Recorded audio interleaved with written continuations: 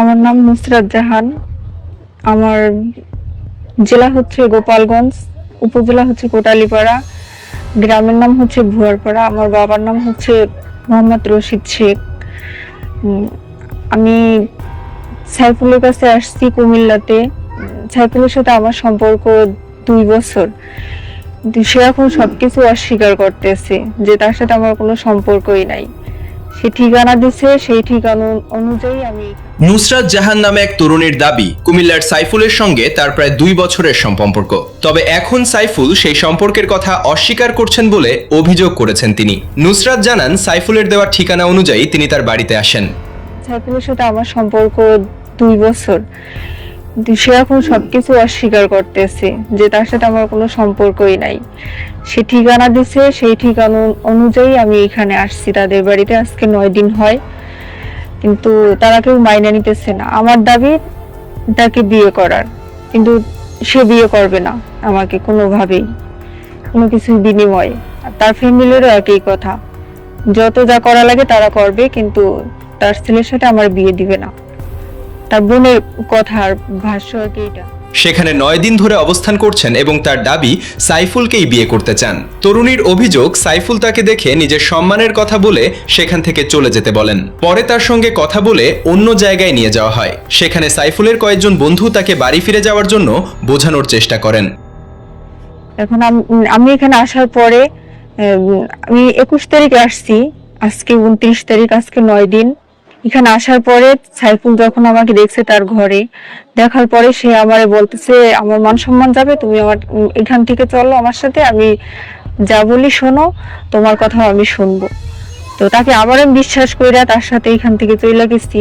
যাওয়ার পরে তার সাথে তার 3 বন্ধু ছিল। যাওয়ার পরে তারা আমারে অনেক বুঝাইছে, অনেক চেষ্টা করছে জোর করে পাঠাই দেওয়ার জন্য। নুসরাতের দাবি, সাইফুলের সঙ্গে দীর্ঘদিনের ঘনিষ্ঠ সম্পর্ক ছিল এবং এখন তিনি সবকিছু অস্বীকার করছেন।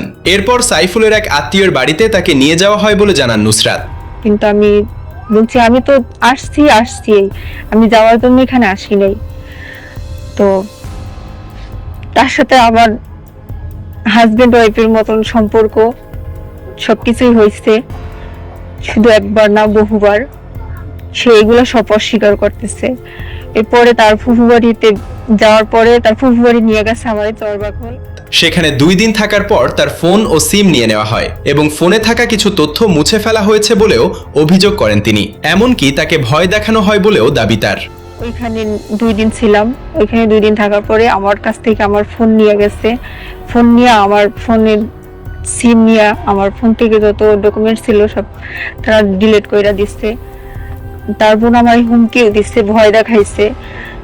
পরে আমি ওইখান থেকে ওইখানে ফাঁকা বাড়ি, বিল্ডিং এর ভিতরে যদি আমার কিছু করে মাইরা ফেলায় তো কেউ দেখবে না, জানবে। পরে সেখান থেকে ফিরে সাইফুলের বাড়িতে অবস্থান নেন নুসরাত। তার অভিযোগ, বাড়িতে ঢুকতে গেলে তাকে বাধা দেওয়া হয় এবং ধাক্কাধাক্কি করে বের করে দেওয়ার চেষ্টা করা হয়। বিষয়টি স্থানীয় চেয়ারম্যান ও সদস্যদের জানানো হলে সালিশও হয়। সেখানে নুসরাত তার সঙ্গে সাইফুলের সম্পর্কের কথা জানান, তবে সাইফুল বিষয়টি অস্বীকার করেন বলে দাবি তার।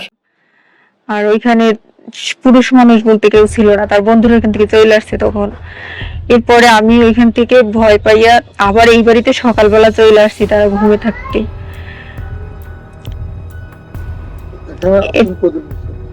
আমি এখানে আসছি আজকে 9 দিন হয়েছে। এখানে আসার পরে আমার তারা ঘরে ঢুকতে দেবে না, ধাক্কাধাক্কি করছে। আমি জোর করে ঘরে ঢুকতেছি, কিন্তু আমার তাই না ধাক্কা দিয়ে ঘর থেকে বের করে দিচ্ছে। এরপরে আবার ঢুকতে দেওয়ার পরে অনেক কিছু বলছে। নুসরাত বলেন, আমি প্রথমে যেটা চেয়েছিলাম এখনো সেটাই চাই, আমি সাইফুলকে বিয়ে করতে চাই। অন্যদিকে ছেলের পরিবার বিয়েতে রাজি নয় বলে দাবি করেছেন নুসরাত। তাদের বক্তব্য, জোর করে বিয়ে দিলে ভবিষ্যতে ছেলে তাকে ছেড়ে দিতে পারে। তবে পুরো ঘটনায় কার বক্তব্য সত্য সেটি এখনো নিশ্চিত নয়। এরপরে আবার তারা চেয়ারম্যানের কাছে বিচার দিছে, তো চেয়ারম্যানের কাছে নিয়ে গেছিল আমারে। আমিও সেইখানে সবকিছু বলছি যে আমার সাথে তার এরকম সম্পর্ক, সে অস্বীকার করতেছে ওইখানেও, চেয়ারম্যানের কাছেও। তো চেয়ারম্যান বলতেছে যে ছেলে রাজি না, তাহলে তোমার সাথে কিভাবে বিয়ে দেবো? কেন রাজি না ছেলে রাজি না কেন? বলতেছে আমরা জোর করে বিয়ে দিলে ছেলে যদি 2 দিন পরে ছাইড়ে দেয়।